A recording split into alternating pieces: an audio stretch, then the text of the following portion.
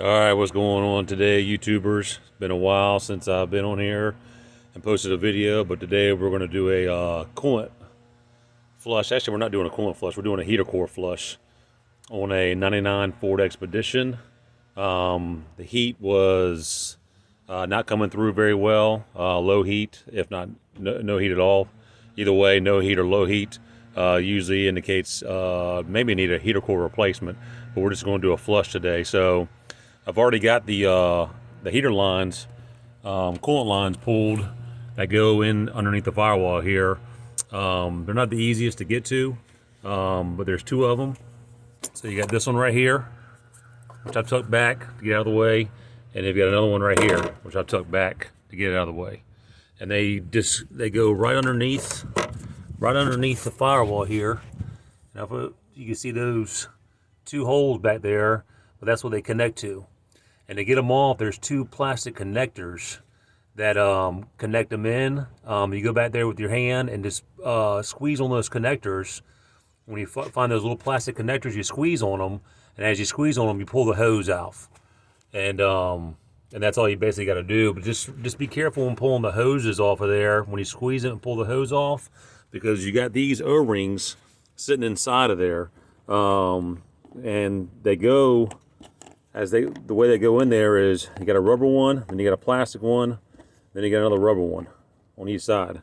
That's how they go in there. So when you pull them off, you might have one of the rubber O-rings actually inside the connector here.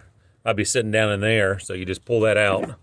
And then the other two, the plastic one and the other rubber one, they'll probably still on those tubes coming out of your firewall. So just go back there very gently and just pull them off with your hands, and make sure, like I said, make sure you do not lose these, because these prevent the coolant from leaking out when you start your vehicle and the coolant runs through, of course, your coolant system and into your heater core. So like I said, you got two sets, one on each hose, one there, and then the same one here, same one, the rubber, plastic, and then the rubber. So yeah, so there's disconnect those. The only other thing I disconnected was this ground wire that was right here, just a 5/16. Let me get the, where'd it go? There it is. 5/16 screw that screws in there. And here's actually the wire that's kind of pushed down by these hoses right now, but it disconnects right there. I just pulled that off just to get it out of the way so I can pull these hoses back.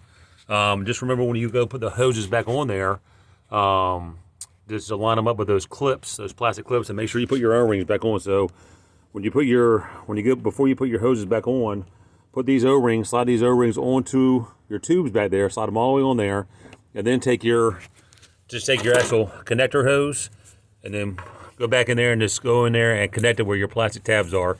Make sure those plastic tabs line up with these slots right here. You have a slot on each side. Slot right here, and then a slot on the other side. And like I said, when you push it over your tube that goes into your firewall, just locate them with your plastic tabs, and you'll hear them click. When you hear them click into place, that way you know they're in there. Make sure you go look for that click. That way you know they're in there secure. That way you won't have any leaks. So this is the way we go ahead and flush the system out. I've got a hose attached here, just an old hose that I've got connected to my water hose, which goes the length all the way down to where my assistant is down there. He's going to be turning on the water for me. That's actually my son. Say hello. All right. He's going to be turning on the water for me to flush this thing out. So I've got it attached right here with one part of the hose.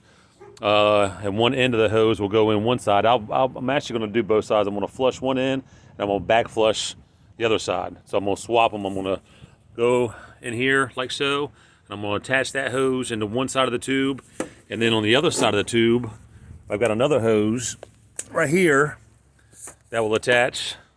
Like I said, these are just old hoses I had that I just cut.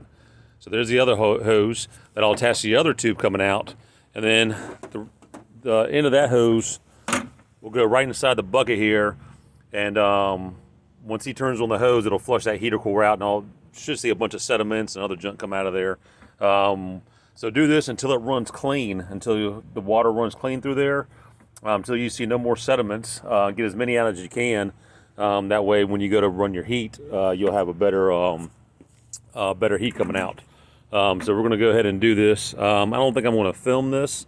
So like I said, and I'm actually going to hold these back there. Some vehicles, depending on the hose you use or whatever you use, some vehicles will fit on there snugly. These are kind of loose, fitting on those tubes back there. So I'm actually going to hold both of them in my hand. That's why I have an assistant turn on the water down at the other end, and I'll have him turn it on and off.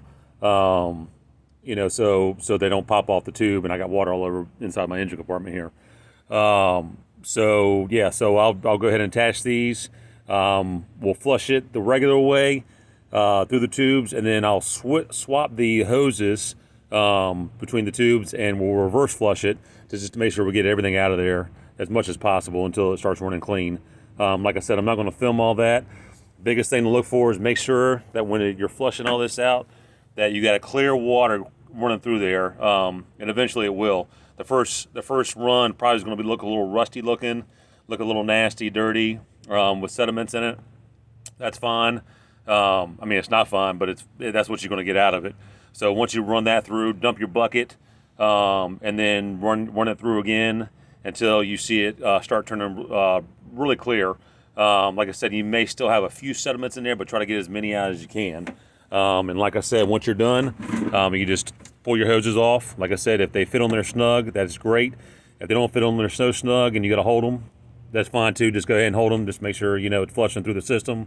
And then once you get done, like I said, you'll just take your connectors here, and with your